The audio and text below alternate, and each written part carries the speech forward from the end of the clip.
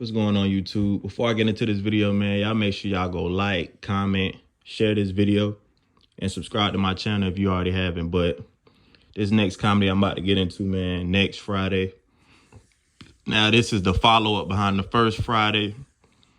This came out in 2000. Now, when this came out, man, I heard that they wanted to run it back with Chris Tucker, but Chris Tucker, everybody know he was doing money talks and Rush Hour, like he was going to the moon when they tried to run it back. So people say that Chris Tucker, he just thought he was too good to do another Friday, but you got to understand, he didn't come back for two reasons. One, he was following like his Christian faith and he didn't want to portray that image of Smokey no more. This is what I hear. And two, like, to be honest, when I found this out, I'm thinking the same thing. Like, he got paid like $25 million to do Rush Hour.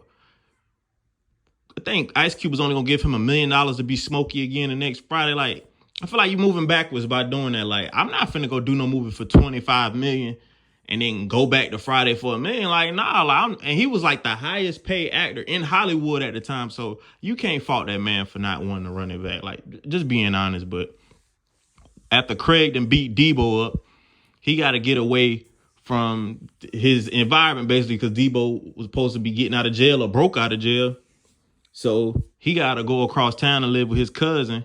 Now, while a lot of people was trying to compare the two, I'm not going to lie, Mike Epps held it down as dated. Like, if you was going to find a replacement, I don't think you could have found too many more people at the time to replace Smokey.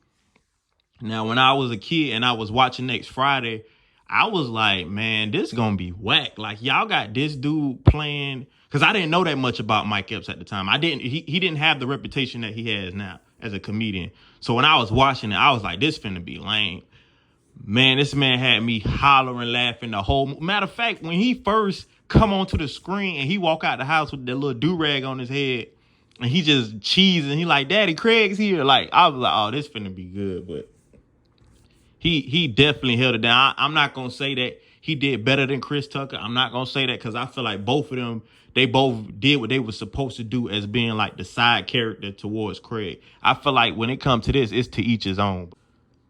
But when he goes to live with Day-Day and his uncle, like, his uncle basically telling him, like, this is my neighborhood. I'm the man out here. You know how, like, I'm the king around here. Like, basically telling, like, you ain't got nothing to worry about around here. But he basically was giving him the rundown on, like, the rules of the house and just, like, don't be messing with my old lady when I ain't here, which is understandable because she was a freak on this movie. But Craig starts liking Carla. It's this Mexican girl that lived next door. Now, I feel like, by the way, she look good on here. I feel like if you new to the neighborhood, maybe you should just like feel out everything. Craig don't be caring. Like, when he see a girl he want, Craig sending a blitz. Like, he going head first. And they knew, we call them essays across the street, wasn't nobody to play with. Like, and he was telling Craig this, like, the Joker brothers, they all be in and out of jail. Like, I'm trying to keep the peace around here. We out the hood. We living good. We enjoying life. Like, I don't got time to be beefing with no Mexicans about no girl. Craig does not care. Then he got the nerve to say, I was trying to put you down, man. You was trying to put yourself down. Now, he talking about some, man, see, now I done got it to with them, and now you gonna get me in trouble. Like, basically, just crying the whole movie. But it's understandable. Like, if I'm telling you to keep the peace, and then you already got Debo on your head, like, you got enough problems, so why you gonna go start more problems? But everybody know Day-Day, he just trying to stay low. He got his car paid off. He working at Pinky's record shop. Now, when we talk about this, I think this was Michael Blackson, like, first appearance, like, in the big screen. Because I didn't even know his name. I just always recognized him as the funny black dude. But I cannot lie. Hands down, my favorite part of Next Friday when he trying to return that CD. And Mike Epps look at it like, what you is chewing on this? Like, I don't know why that part make me laugh all the time. Like, Like you in here raising hell about a CD and you bringing it in here looking toe up. And it is like the funniest parts to me of this movie is when they was in that record store, when he was smoking with Roach in the back, and he was just like basically venting, like stressed out about what they was finna do about the money, and he was like, "Man, I gotta find out a way to get this money." And he was like, "Huh?"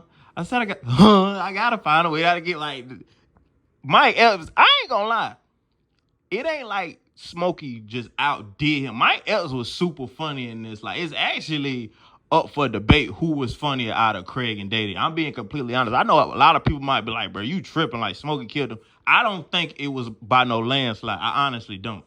Because Mike Epps was super funny in this, but over time, like, they just trying to figure out what they gonna do. Because now, this man Craig done got Day fired from the Pinky record store because he decided he wanted to beat up the manager, even though he was just trying to defend himself. But they put together this plan to go rob the essays across the street while they having a little party with some females. This is my thing. Another thing. It's like, okay, you already in hot water by messing with their sister.